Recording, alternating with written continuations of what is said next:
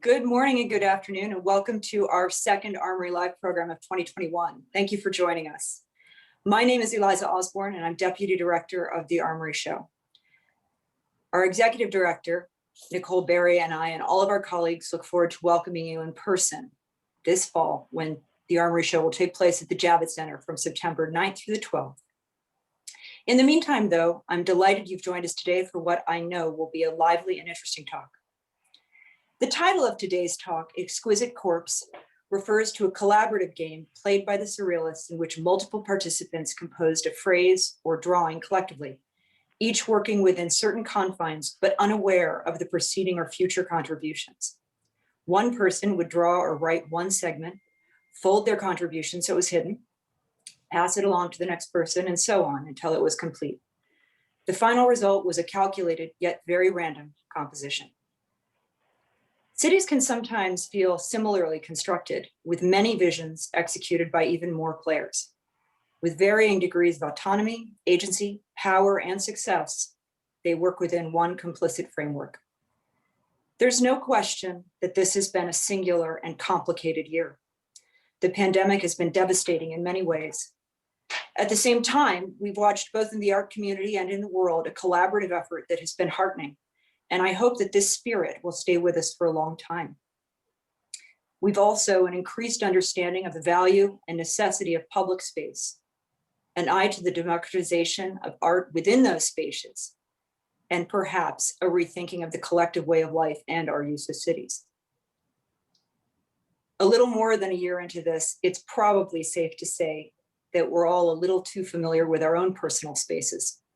Today, we're going to consider the way in which our public spaces and the spaces we share are assembled and examine the collaborative process that dictates their progress. I'm delighted today to welcome our four dynamic and brilliant guests. Since 2018, Shamim M. Momin has been the Director of Cultural Affairs at the Henry Art Gallery in Seattle.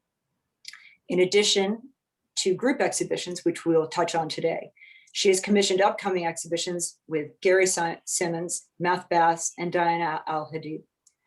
Prior to joining the Henry, she was director, curator, and co-founder of LAND, Los Angeles Nomadic Division, a nonprofit public art organization founded in 2009 and committed to curating site and situation-specific contemporary art projects in Los Angeles, as well as nationally and internationally.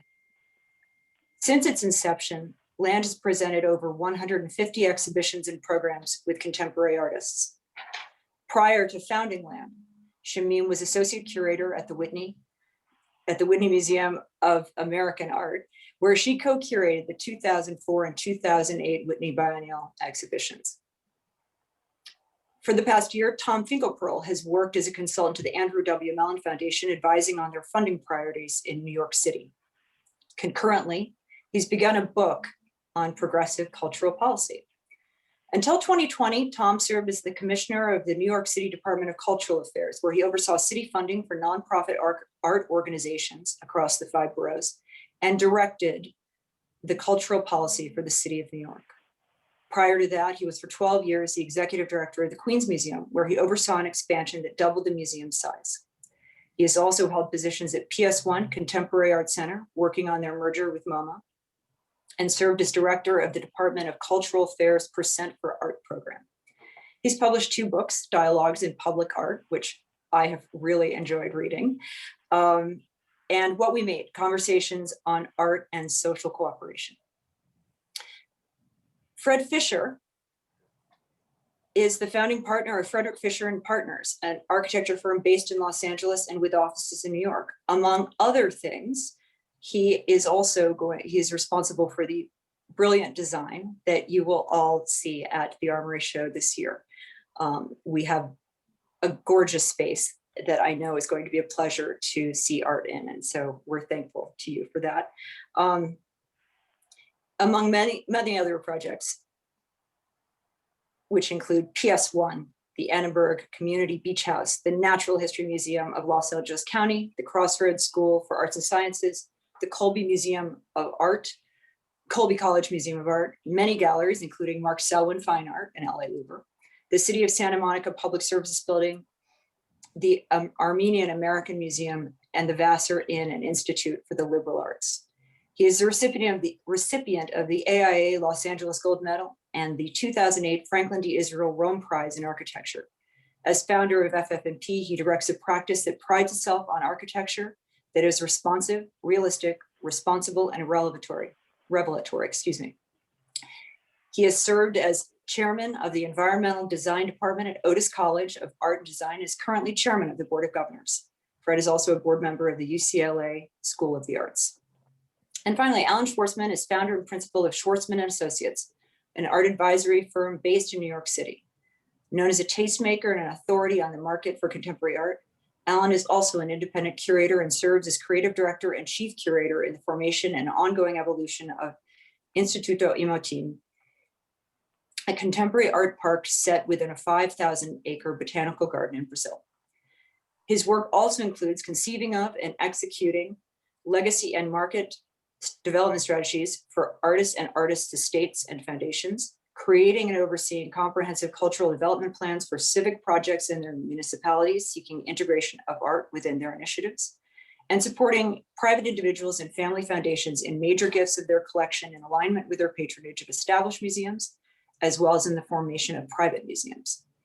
Prior to founding Schwartzman Associates, Allan co-founded and led Art Agency Partners, which was acquired by Sotheby's. From 2016 until 2020, in addition to running the advisory practice, he served as chairman and co-leader of the Fine Arts Division at Sotheby's. He was a founding staff member also of the New Museum of Contemporary Art and served as curator there from 1977 to 1980. So let's start off with a question that's for everybody. For all of us, this has been a time of reflection, and art has become less of a collective experience and more of a personal one-on-one experience. We've been in this together and yet very much alone. Conversely, public space has never been more critical and important to us. What are some of the things that you think would impact the way we strive to reimagine or reinvent our public experience with art? And we'll start with you, Allan. Okay, that's, we could spend a few days on this question alone. I'll start with a kind of broad view of the topic and then maybe give an example. Public space, that's like a very loaded term today. We happen to be in one of the most exciting, thrilling, disruptive,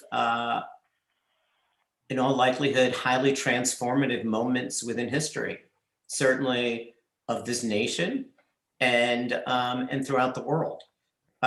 So, you know, public space is really a question of whose public space, who is the public, who uses what space, how does it exist?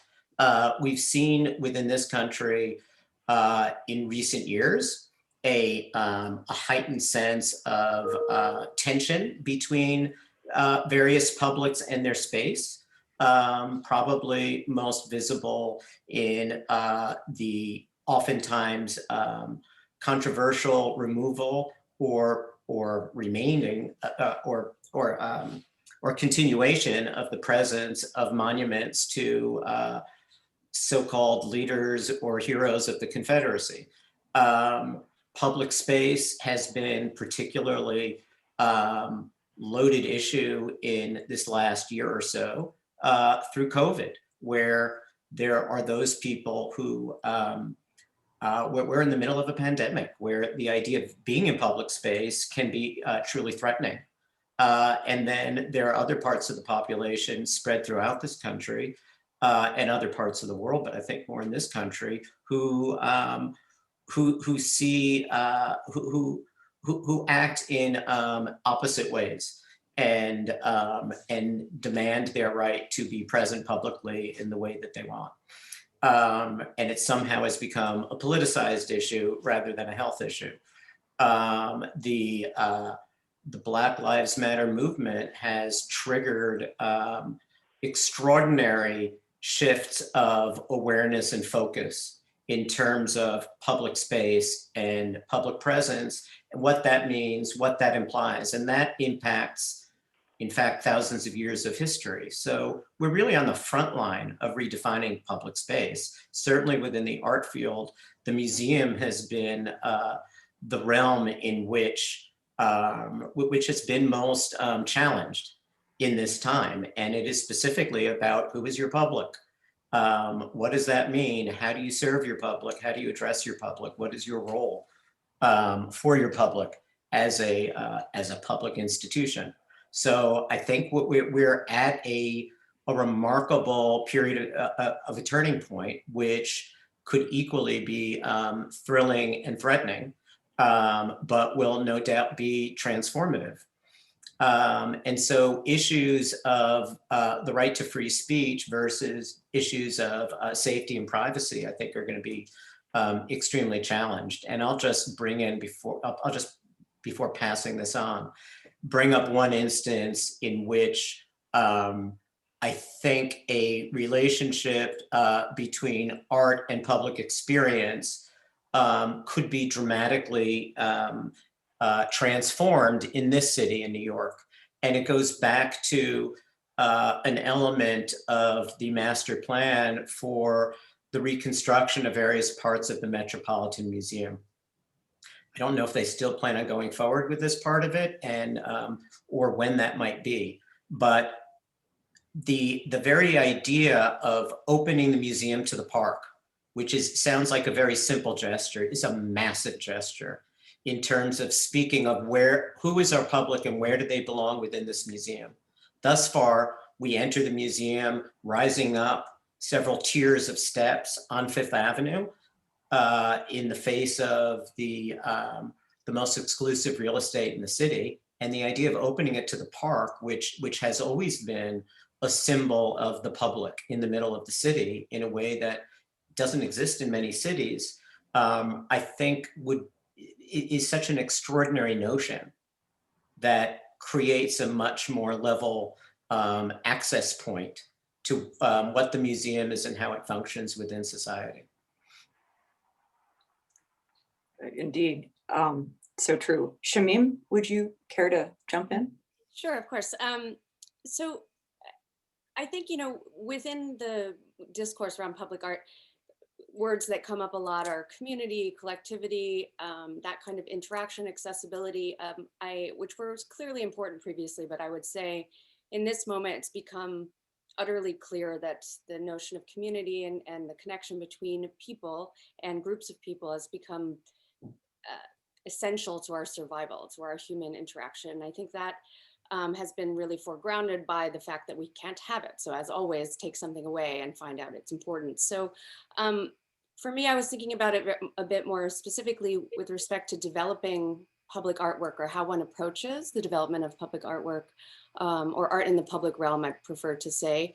And it's not just the format or how the outcome is presented, but rather what the process may be and how that can and should change or will change with respect to the way that we're looking at audiences, not as audiences, but as participants in the creation of the work and the conception of the idea.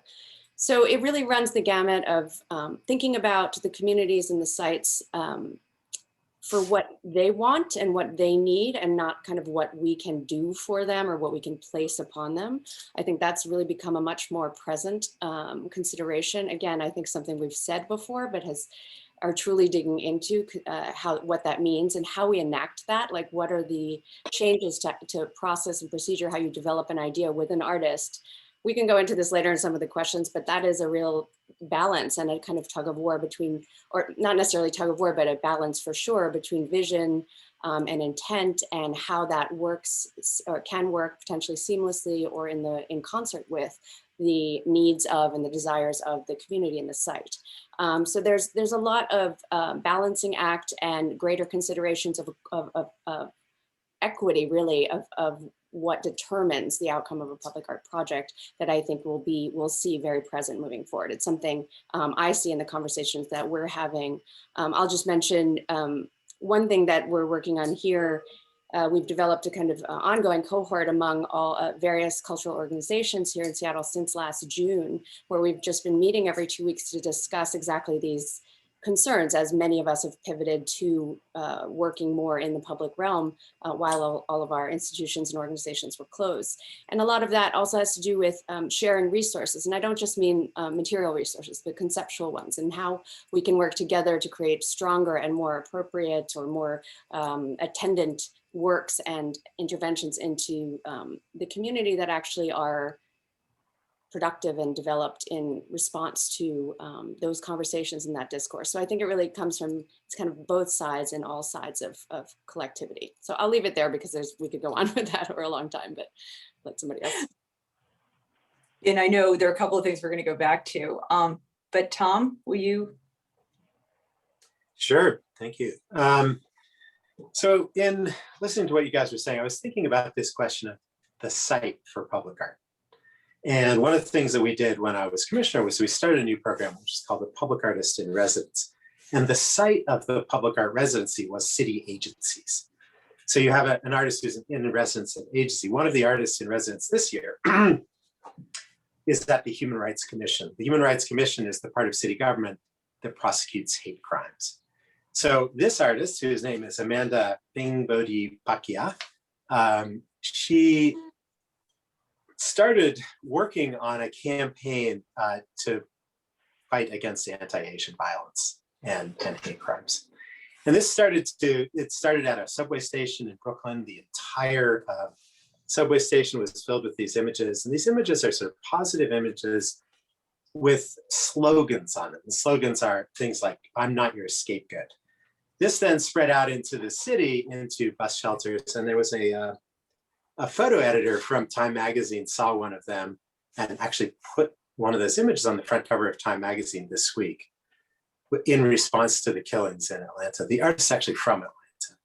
So it was this sort of rolling process of thinking about public art and public space, how people can be safely in public, trying to make the place, the city of New York, a safe public place for Asian folks to be able to walk around by an Asian American artist. So I was just thinking, that's a really interesting site for a public artwork, is the cover of Time magazine.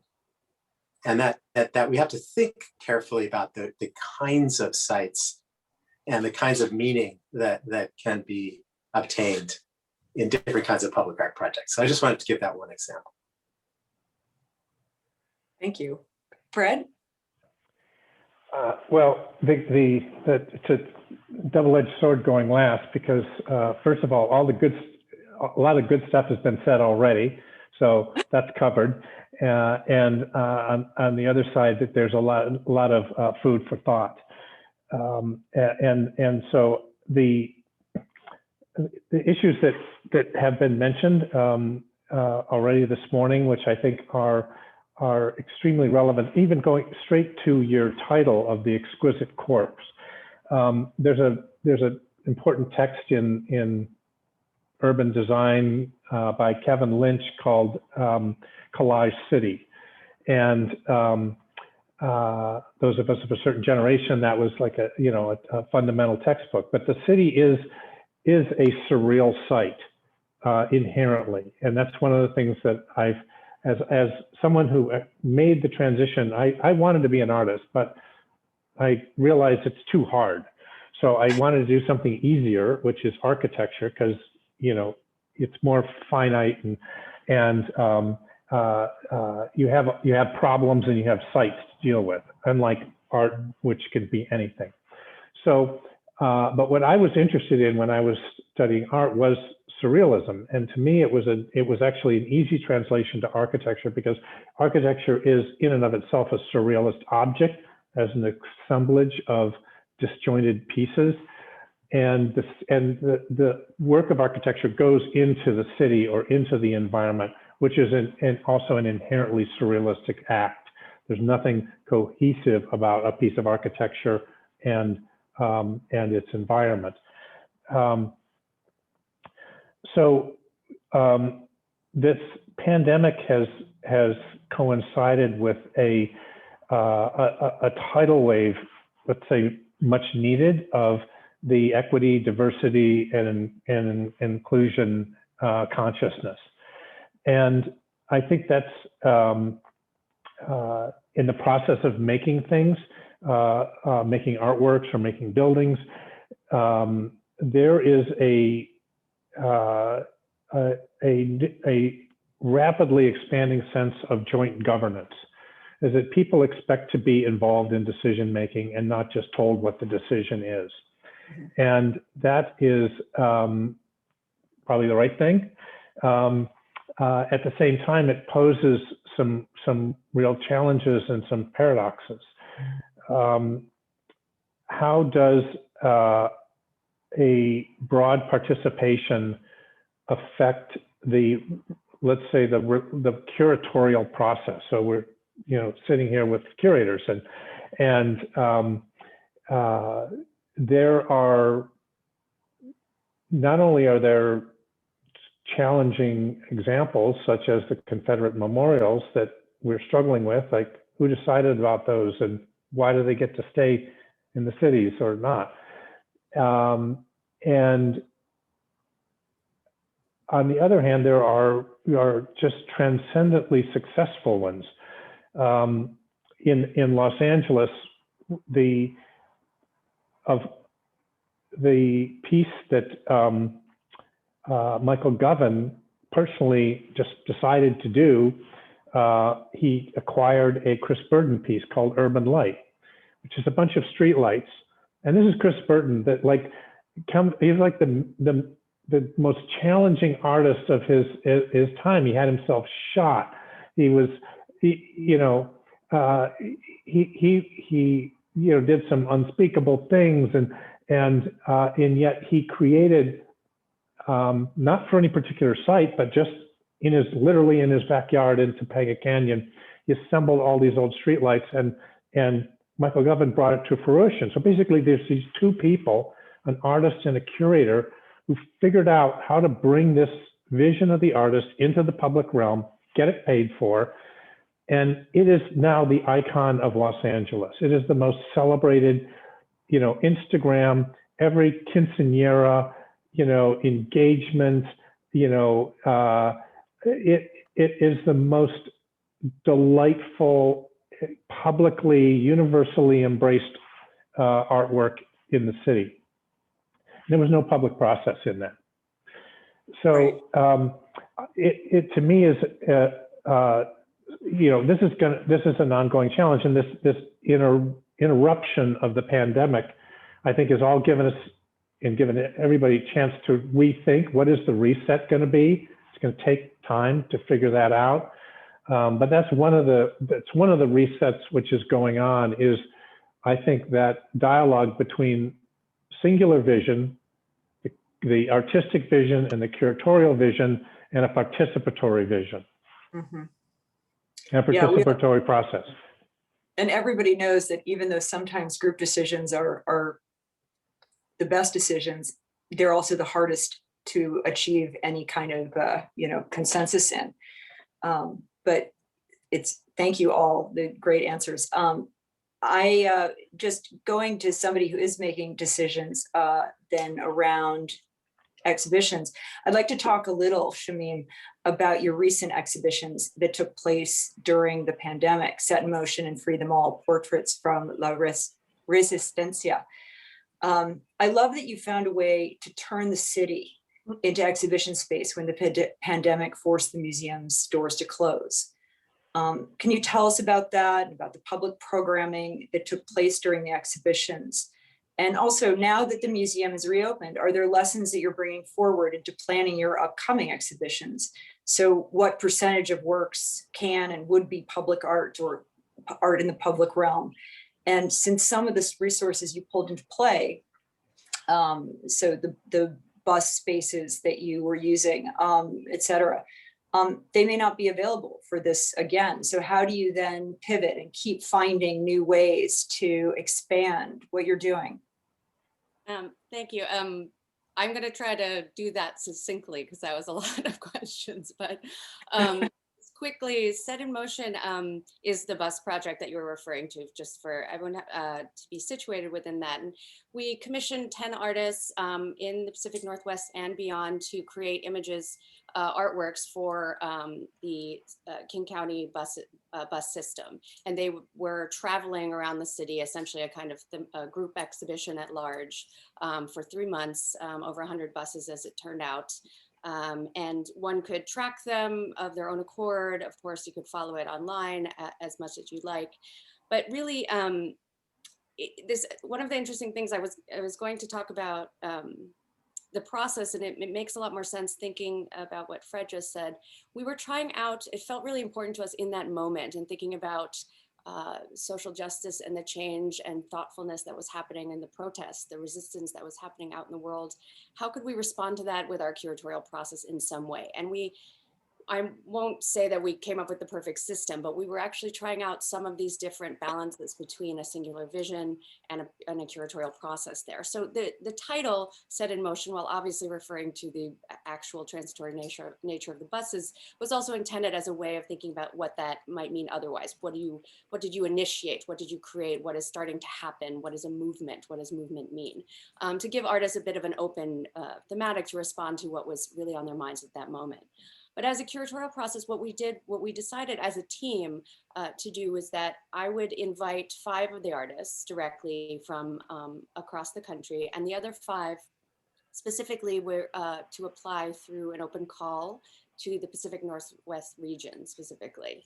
So, and then would be selected as a team. So the curatorial team reviewed all of those submissions and selected those other 5. And we're really trying to think about ways to to support our artists and our community, as we all know and can't avoid. They've been hardest hit by so much of this. And so as an immediate way to try to directly do something, some means of support for the artists in our community, but also as a way to create a kind of dialogue between a national view or a view from outside that would then be residing here within this specific city.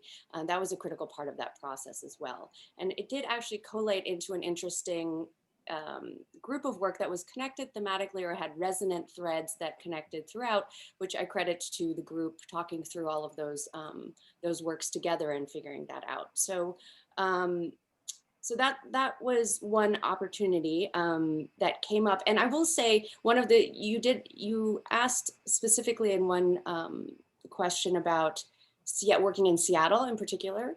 And as a relative newcomer here, my mind immediately went, when we pivoted to public programs, to a project I'd done in LA, or actually across the country, on billboards. That was the Manifest Destiny billboard project that I did in collaboration with Zoe Crocher, that worked its way across the country over the course of a year, and so on and so forth, really taking advantage of a route where billboards made sense. And that came to mind first. And then in speaking with people, realized that didn't make any sense in the way Seattle works. It's not a billboard city. What it is, though, is a bus city. It's an incredible bus system, and it's very present. And it's a dense walking city in many parts. So you're really engaging with it both as a passenger, but also as a pedestrian. It's a very big biking city, running city. People are very outdoors here. So that became a consideration in how we chose the artwork as well, how you'd be seeing it as a person interacting with this specific city. And so I think that is also another aspect of this, I guess, participatory nature development, as it were. And just quickly to describe the Free Them All project, which actually was curated by Mita Mahado, our Associate Curator of Public Programs.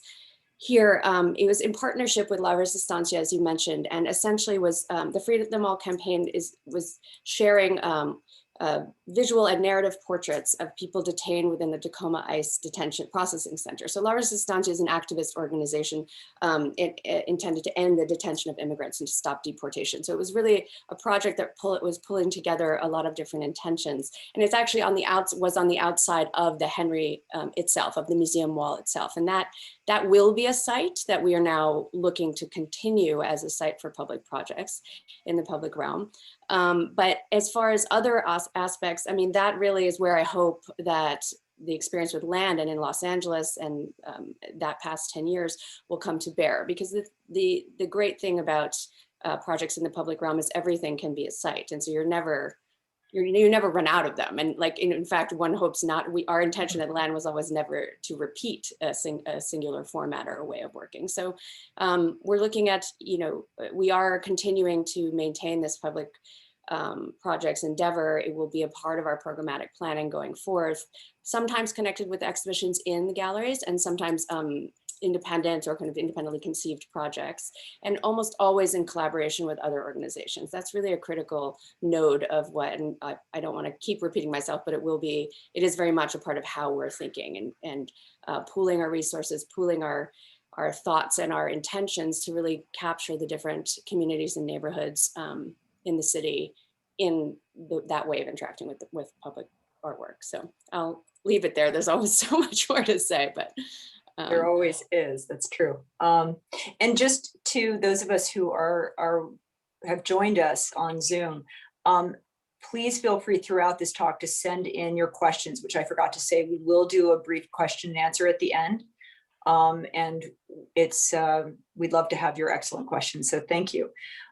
So Tom, you and I spoke recently about the relaxed requirements that the New York City Mayor's Office of Media and Entertainment has now put into place for the arts, a standard that reflects in some ways the self-certification that was available to New York City restaurants and was used by 10,000 restaurants and saved upwards of 90,000 jobs. Will you tell us about this, how it came about, and could this be a practice that would open up real pathways for artists and for a greater democratization of the arts? Sure, thank you. So actually, after I left being Commissioner of Cultural Affairs, I actually went over to another city agency for 6 months, and that is the Mayor's Office of Media and Entertainment. It's another arts agency that deals with film and Broadway and the for-profit art world, including the nightlife office, which is, entertainment, all the stuff that happens at night, where a lot of artists work. So what happened, I got there, I was going to do this research project. COVID hit, I ended up working with and supervising other departments. And I do not in any way want to take credit for this, but I saw how it happened, which was these relaxed requirements that said, it's called, first there was open streets and people started riding their bikes out on open streets meant closed to traffic. And then there was something called open restaurants. Open restaurants meant that restaurants could open up outdoors on the sidewalks and the parking spots in front of the restaurants. And this was remarkably allowed with something called self-certification, which is, we're going to set the rules, you guys just go do it, and we'll go inspect it later. So as Eliza said, 10,000 restaurants all over the city. Allan, you're in the city, I'm sure you've seen it. They opened on the street, and 90,000 people got to keep their jobs. It was one of the ways that I think kind of New York didn't completely collapse. It kept streets active. For my own sanity, I have to say, eating outside, this has happened in many cities. I don't want to say it's just New York City, but it happened here on a big scale. It's happened all over the world, actually. On the basis of that, a couple of city council members passed a law called open culture. Open culture was meant to say, let's just do what they just did. And especially right now, performing arts organizations are really hurting. As bad as it is for museums, and it's bad, I know it is. Performing arts, they're based on earned income, and they lost all of their earned income in one day. They went from all to nothing, right? So this is going to allow performing arts organizations to set up in 100 sites all over the city. There's, these applications just starting now, by the way, this week. And they can charge money for their performances on the street. So this is a way to earn income.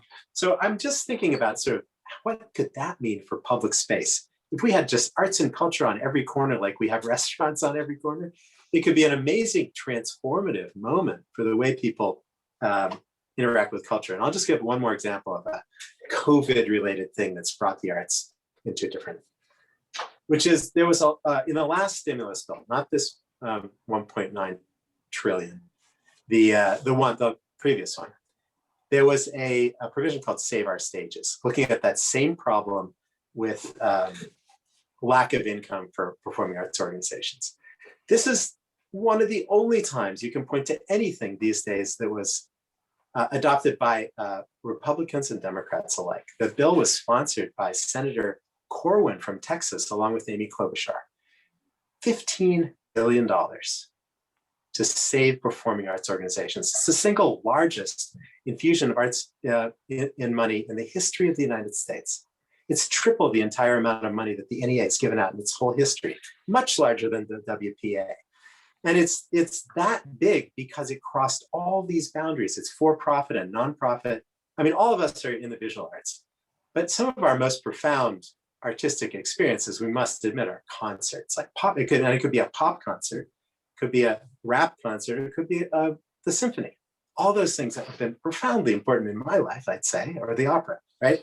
So if you cross all those boundaries, you put pop culture together with high culture, all that, those, and you do something that's just as important for a honky tonk in Texas as it is for Carnegie Hall, you can get something like $15 billion of support for the arts. I mean, look, the Republican president wanted to get rid of the NEA. This is a co-sponsored bill between a Republican and Democrat to put $15 billion into arts. And I think that kind of thing, if we come out the other end of COVID with ideas like that on the table, with ideas of opening up the streets to arts and culture, we could have a transformative, relationship with arts and culture in America. That's the hope. Let's see what happens. Yeah, and the word transformative keeps coming up. Yeah. Sorry, I'd like to add that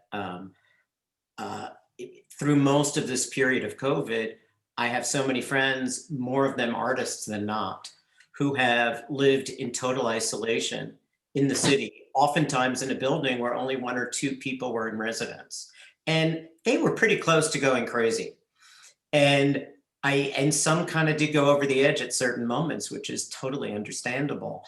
And I think these initiatives that you're referring to, Tom, that have brought life and kept businesses alive visibly on the street have been amongst, if not the most essential shifts in the city that have kept some sanity and have given people a sense of place. I mean, the streets got scary here for a long time. Kind of felt like the mid-'70s again. So it's the impact is just so measurable. Yeah, agree. I was going to ask a question of Fred. You and I, when we spoke, we talked about Los Angeles Mayor Eric Garcetti's decision in 2008 to bring former LA Times architecture critic Christopher Hawthorne onto his staff as the chief design officer, and his work around the third LA. In this construct, for those of you who don't know about this, the first LA endures from around 1880 to when modern LA was born until World War II. And then the second LA, with accompanying car culture and shrunken civic domain, goes from World War II until about 2000. And both of these periods were extraordinary in terms of growth, in physical expansion. But in the third LA, the city is no longer sprawling. It's starting to actually fold back on itself, and different parts of the city are reinventing themselves. And people are rediscovering public space and embracing ways for the city to unite, all within its current limits. And first, how do you think this kind of cooperative approach could work to put art at the center of conversations about city and design? And also, when we talked about this, I have complicated questions. You talked about how there's a fourth LA that you think is coming out of the pandemic. And I thought that was so interesting. So maybe you could talk about that as well, please.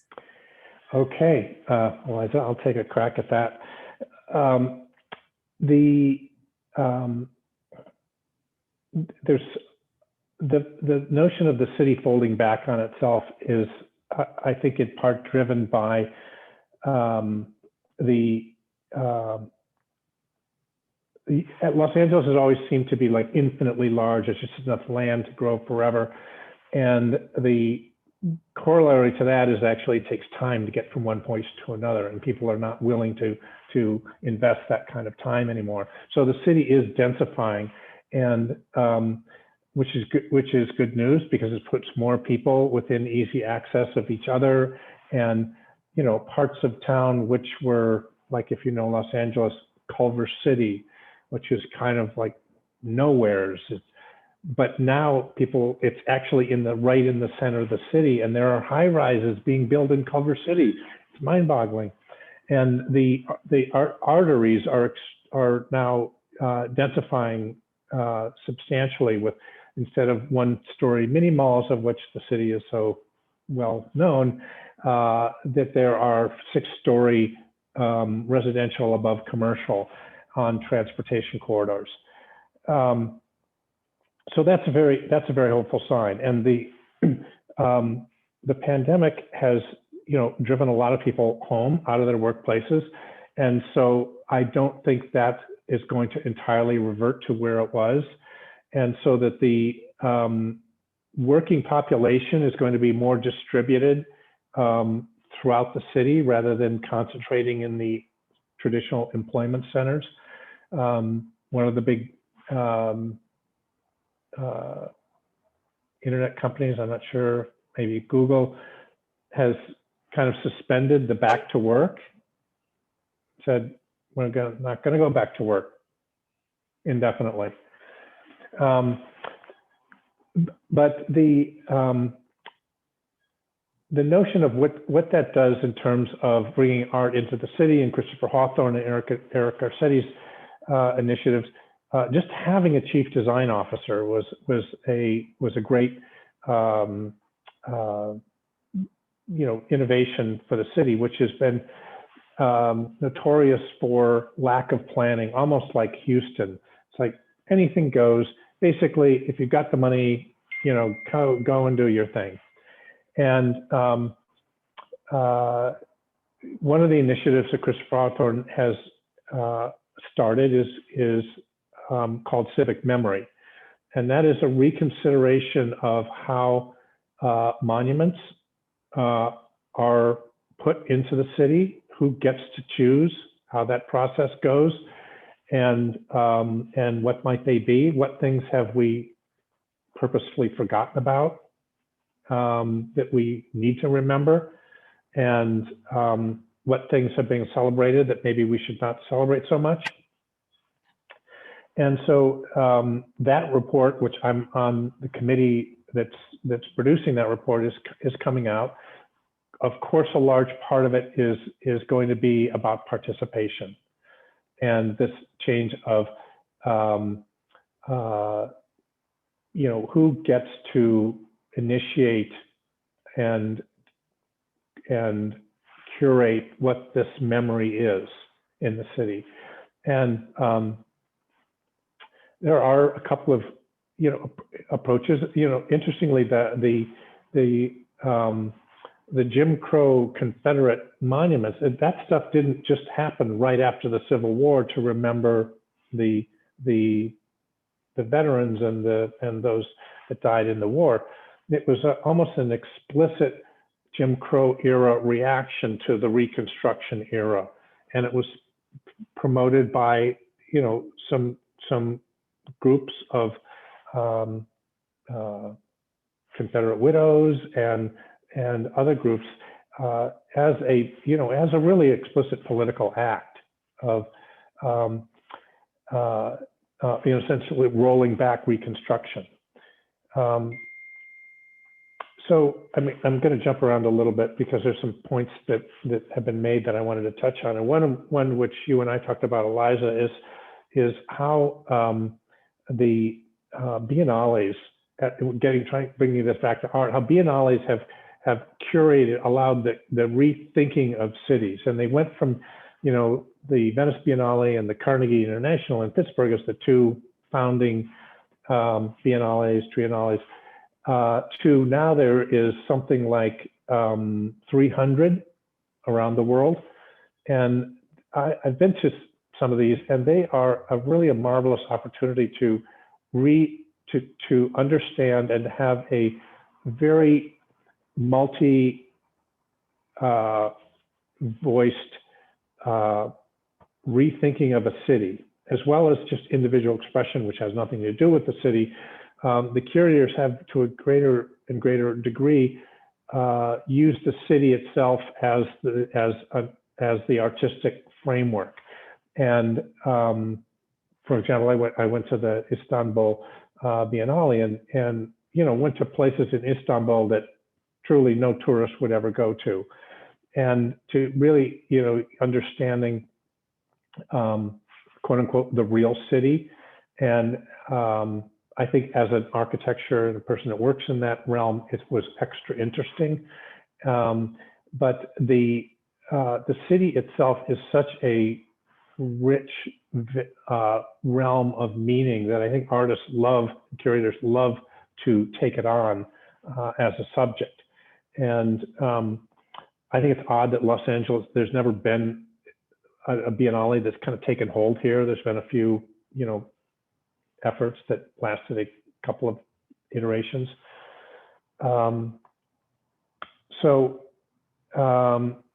think that those initiatives, such as your land initiative, the Desert X, which is going on right now, the beauty of that kind of art is that you can get in your car and drive out to Palm Springs and experience this art on your own terms, and it's safe.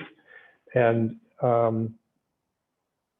so I think that that's going to have an impact on people's, and I think hopefully could have an increasing impact on people's thinking about their own environment as a comprehensive environment as a site for art.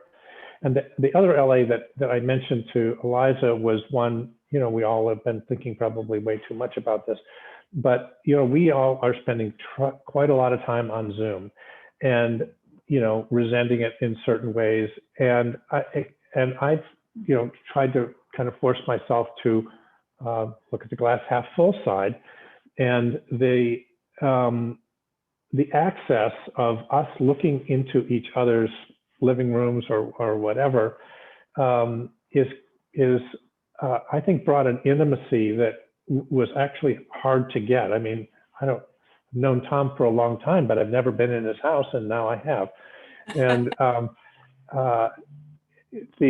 the other day I was, in the midst of a day of Zoom after Zoom after Zoom after Zoom, and then I remember there was I'm on a UCLA School of the Arts board, and there was an invitation to a Peter Sellers movie that he had been working on for 10 years. And I could just switch off the business and go to this aesthetic space of this absolutely breathtaking music, dance, and calligraphy collage performance film that Peter Sellers has been working on based on an Indian sutra, which was so powerful emotionally. I thought, I can't believe I'm having these feelings looking at my stupid little laptop here in my own house. And the kind of thing which you were talking about, like, that you hope for when you go to the opera, or and yet these tools have given us access and simplicity and efficiency in getting to things, which I personally am appreciating. Great. And I think Allan wanted to say something about what you were saying. Yeah, I just wanted to add upon what you were saying, Fred, that Los Angeles is so ideally positioned, more than so many places in this country, to be a center of public art. So it would be interesting if it could, if the mechanisms could be in place that would create a kind of a way to a multi-part unified effort to fulfill that. When I think of Los Angeles, I first think of Watts Tower, which to me is one of the most extraordinary works in public spaces anywhere in the world.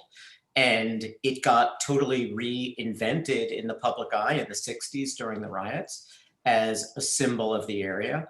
And then I think of Judy Baca's wall in the is it called the Wash in the puddle of the Los Angeles River, which is one of the greatest testaments to a community expressing itself and individuals within that. And then add to that the efforts at LA County, starting with the Chris Burden, going into the Michael Heiser, and so on. Mm-hmm. So true. I think we have time for one last question before we go to the Q&A, but I think it's going to be one that you'll all want to sort of chime in on. So I'll ask that we all be brief so we can answer the questions we have waiting for us. Allan, early in a podcast, pretty early in the pandemic, you said that even in those earliest days, there was an amplified sense of the essential needs of what keeps an art system alive and healthy and generating new ideas. And what do you think the logical conclusion, where do you think we're going with this? Well, I see this very much through a New York lens because that's where I live and work. And even though I've been very involved in public art in many ways through the years, I'm very, my lens is through the market. And I don't think that that's, I think so much of the lens of art, at least in a city like New York, is much more through the market nowadays rather than through the artist community. And so as the art market gets stronger and richer and more concentrated in its focus, I think it has become increasingly clear to so many people within the art field, including collectors, that that if you don't feed the incubator by which art gets renewed and re-examined, then you end up in a post-art state. And there have been many times in recent years that I've begun to question whether we are in something of a post-art state. So I think whether it's in realms of public art or institutions or in the realms of collecting, where I see a lot more interest emerging in patronage as being part of one's profile within collecting. I think that which feeds and nurtures and creates a safe and funded, in whatever ways it's funded, space for the development of art and artists is critical. So I think bringing the artist back into the center of what generates an audience and a market is both essential, and I think there's been an increased sense of its absence. Okay. Does anybody else want to hop in, or should we go to our?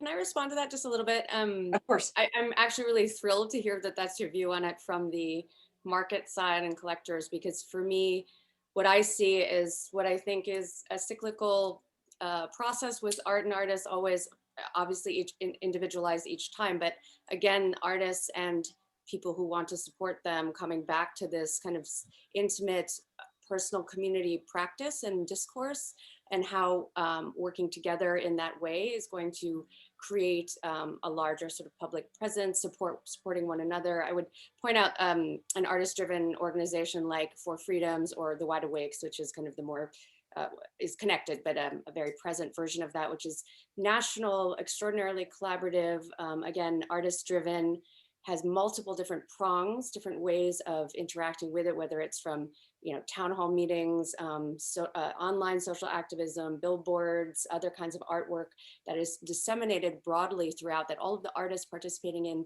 have kind of released to this sort of public use.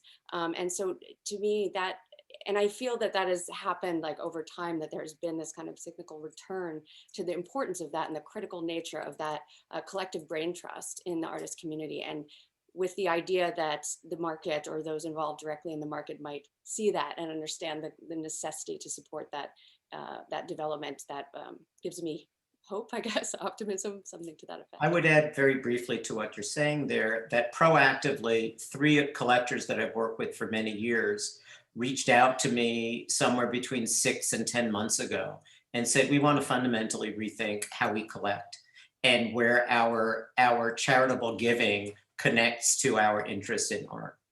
And that's all a product of this moment. Okay, let's go to our questions. We have some good questions. We're not going to get to all of them, but I appreciate and I'm grateful to all of you who wrote in, and we'll pass along the comments that you left for certain people to them after the program. One of them is, how do you measure the success of art in the public realm? Let's start with Tom. So I always said that if you think about measuring the success of an artwork in a museum, you look at the object. So it's you looking at the object.